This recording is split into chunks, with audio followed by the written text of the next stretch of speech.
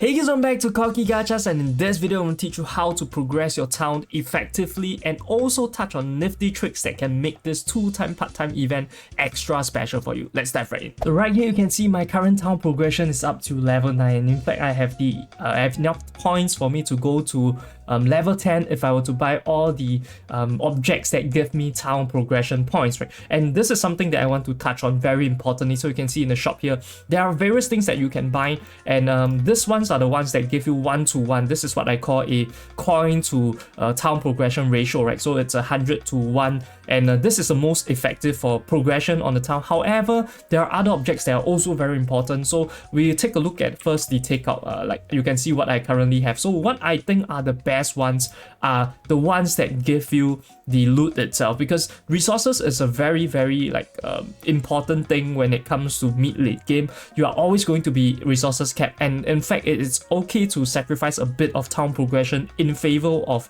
all these resources that you really need. So what I suggest is that for the town progression itself, first things first, you need to avoid buying too many of those these units, these objects that don't give you other benefits, right? Try to prioritize going for even the small ones that give you 1% mana dust loot. It really adds up over time and over the number of objects that you buy. So this is also why I think it's important to save up your coins itself, right? Don't spend them once you have them. Like, don't buy every single thing unless you want to decorate the town, but to progress effectively, save up your coins, and then every day when the shop refreshes, see whether there are any like those resources objects whereby you can buy, and those are your priority. Secondly, these are the other ones which give you stats. They are also good, but their efficiency is like 50% efficiency, right, compared to normal. So ideally, I don't think the stats would help too much at this point in time. I think the resources would be a lot better, although I did buy a couple of them because I didn't know better, right? So yeah, I didn't think it's an extremely big mistake, but yeah, this is something that I want you guys to prioritize, is the resources object that you have to definitely go for. And of course, at this point you might be wondering why I didn't touch on any of those part-time job objects, and here you can see in the shop I did have like a medium forge. If you buy this and you place it down, it will give you a rare part-time job. So I would suggest to avoid all these part-time jobs objects, even the epic ones. I think the ones that you really need, the epic ones, right, usually you can get it from town progression already. I think extra ones are not that needed because of the energy system. So and they also give like extremely poor efficiencies when it comes to the town progression. So yeah, definitely avoid them. The reason why I say that you don't need this part-time job objects is because your units itself, right, when they are working or after they work, right, there is a energy system. So right here you can see over here I have a couple, in fact I wouldn't say a couple, I have a lot of these units at 0% energy right now. Their battery is totally flat. So even if you have 1,000 like part-time jobs, right, they wouldn't be able to participate in it. So I think it's wise for you to avoid it, unless you are of course a whale, you are trying to refresh the recovery of the energy itself using gems, then using everstones, then that's a different story. But if you're a whale itself, this wouldn't matter too much to you. But for you guys with limited resources, definitely note that the part-time job objects are not worth it for town progression. Don't buy it, right? Just go with the free ones that you get from town progression. And next, I'm also going to touch on the energy perspective, and this is something that is very important, and also something that you might be clicking on this video for. And the reason why I say that this is something that people don't know is that the energy front is very limited. So in what ways can we maximize this so that in this event whereby we have the 2 times part-time job reward, we can potentially make it 4 times, and I'm not joking at all. So right here you can see this is daytime, right? I purposely left a few jobs for here so that you guys can see the comparison between daytime and nighttime. So right here, every time there is a daytime nighttime cycle itself, right, it would switch every 4 hours, as you can see right here. So there is also the potential for monsters to appear, but that is not our focus right here. The focus is that there is a part-time job for nighttime and daytime, and they have different rewards. Look at this. So this is a nighttime epic reward, epic like part-time job, right, and it gives 240 coins. So this is a coins variant, but a epic daytime job, right? I don't have a comparison for epic daytime job, so maybe a common one would be a better comparison over here. So you can see right here, material gathering daytime, right? Photon energy for 20 coins compared to my nighttime one. Material gathering, it's the same thing, right? So it's photon energy, but this time it's 40 coins. So what I'm trying to imply is that right now for my progression, I only do nighttime part-time jobs. I don't do any of the daytime part-time jobs because they give double the rewards. So effectively 2 times becomes 4 times, right? You can see 40 coins versus 20 coins, and all the other rewards are also doubled in that way. So costing the same energy, and yet they get double rewards during the nighttime itself. So yeah, necessarily, with limited energy, right? If we have like unlimited energy, I would do every single one of the part-time jobs. But given we have limited energy, this is one good way for you to maximize your efficiency, which is to only do nighttime part-time jobs. And also, not just nighttime part-time jobs, I also do the urgent ones. So I think the urgent ones are also pretty worth it. If you take a look at the rewards, they are quite easy to get units to do it, and most times you can use 1 unit to do it. And that is the second point I want to touch on.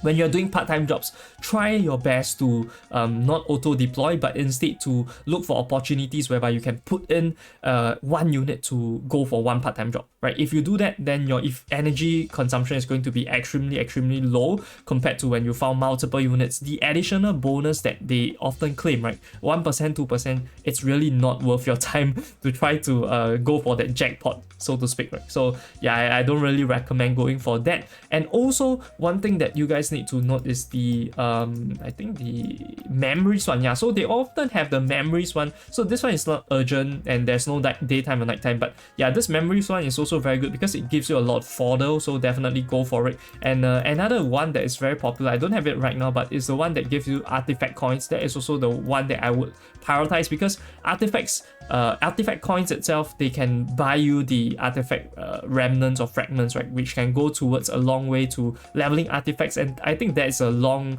late game plan whereby you definitely want to, every day the shop comes out, right, just try as much as possible to buy the top 4 priority artifacts that you have in the shop itself, and then just buy it out, right? So that way you can slowly work towards that 400 upgrade to legendary plus, subsequently epic, eternal, all this kind of nonsense, right? Yeah, it's going to take a ton of artifact fragments, so definitely prioritize those. And one more trick itself, whereby here I have to go to the soul rest. You can see right here I'm at 0 energy, so this one is not good to talk about, but yeah, let me take a look. So you can see here I have a Dora with 11% energy and also Rita with 17% energy. So when I go back to the auto deploy stage here, you can see if I auto deploy, right, look at this. So all this part-time jobs itself, they cost energy to do, but what you notice is that even if you do not have the energy required, right, you are still being able to do it. So it's not like if you have 10% energy, right, you can't do a job that gives that consumes photon energy. So what you want to do is that you want to make sure that when your unit, right, goes down to super low energy states, right, you can see here 17%, right? If I were to send these 2 units off to a part-time job, effectively I'm saving 33 energy, right? Of course I'm using 2 units, so maybe that's not the best example, but in any case, if you are only filing 1 unit stats, you are saving 33 energy for this part-time job itself, because using 50 but you only have 17, it still works. So even better if you go even lower, right? So there are multiple ways you can mix and match the part-time jobs to min-max your efficiency, but most times I can't be bothered, right? As long as I see that it's below the threshold, I'll try to go for that, and then I would gain some energy that way. Now the next thing I want to touch on is, of course, I think a lot of people already know this, but it's to talk with the souls itself, right? So every 4 hours when the nighttime and daytime cycle changes, right, the visiting units would change accordingly. So you definitely want to talk to as many of them as possible. So how do you know that you can talk to them? Very simply, you can see there's a text bubble on their icons itself, right? So that means that you can talk to them. However, sometimes if they were to be visiting and then you send them off to part-time jobs, you cannot talk to them. So before you deploy any of your units to part-time jobs, I like to first scout through the town itself and then talk to any of these units that I can talk to and then giving them bond points. And you might be saying, hey Cocky Gachas, I think that it's not a big deal, right? It's only 10 points per talking session, but imagine it piling up, right? And 20 points is the points that you get for giving them a gift that they like. But with this talking itself, only 2 times, right? You have to talk to them 2 times and you can get the equivalent amount of the bond points. And also, one thing to note is that even though right now there are a lot of units that you can see that they don't have their bond stories, they don't have their love stories, right? But talking to them preemptively, right, raising their bond points, look at this VV over here, love story to be updated, it's 260 points right now that I have. So by the time they release their love story, instantly you can level them up to level 3 or level 4, and which can give you a head start. And also one more thing, right, just nice VV here gives me this quest. So you can see that here they want me to search for a bottle of whiskey. If I click search, then it'll tell you where you can find it, right? So lost item in the commercial district, which is this district itself. Sometimes they will ask you to go search it for a specific area, and then how do you access the area? Very simple. You just have to go to the right side over here, and then you take this carriage. So if the location appears here, right, then you can go and search for it. Sometimes it's daytime, nighttime, it's very specific. Yeah, so you can go search for it. And what's the benefit of searching for it? Once you do this quest for all this like souls itself, right? So right now I'm trying to look for the item that VV has lost.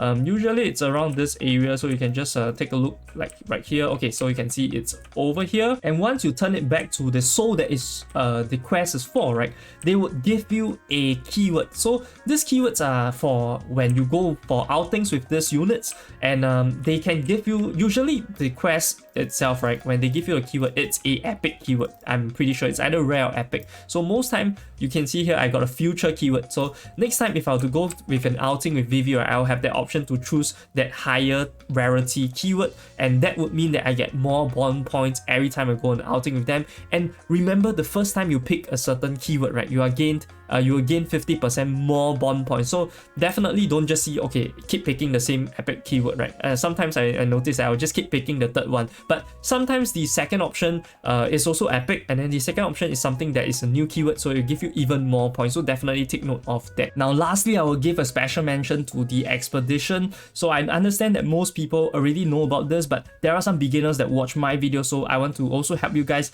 So if you're unaware, if you come to this town itself and you visit your friend's town, you can go on expeditions, and every time you go on expeditions and clean up their town's monsters, you are going to get 1 pull on the friendship banner. So since you can only receive 3 expeditions from other people, right? So if other people come to your town and clean up your town itself, they will also give you 1 friendship banner, and you can only do it 3 times to others. So it's a 1-to-1. Ideally, you want to find 3 people that you can trade with daily so that you can get 6 pulls this way. And that's just a quick mention because I know most of you already know this. And that about does it for all the efficiencies when it comes to the town, the part-time jobs, the souls itself, right? How you can progress very, very effectively. If I've left out anything, definitely leave a comment in the comment section below to let me know. But I think I've covered most, if not all, the important things already, and I hope that you truly benefit from this video itself. Also, definitely check out this video over here because a new banner just dropped, a pickup banner for Talia itself. Definitely check out this video to see whether Talia is worth your Everstones. I'll see you guys over there. This is Cocky Gachas signing off.